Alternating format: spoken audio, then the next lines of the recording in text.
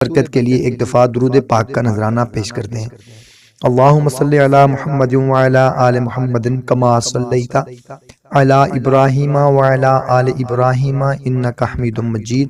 اللہم بارک علی محمد وعلی آل محمد کما بارکت علی ابراہیم وعلی آل ابراہیم انک حمید مجید۔ بھائیوں اور بہنوں، آج میں آپ لوگوں کو ہر قسم کی جائز حاجت روائی کے لیے اور فوری طور پر مثبت اثرات حاصل کرنے کے لیے، کسی بھی مقصد میں مثبت اثرات حاصل کرنے کے لیے ایک بہت ہی مجرب تیر بہدف نسخہ بتانے لگا ہوں۔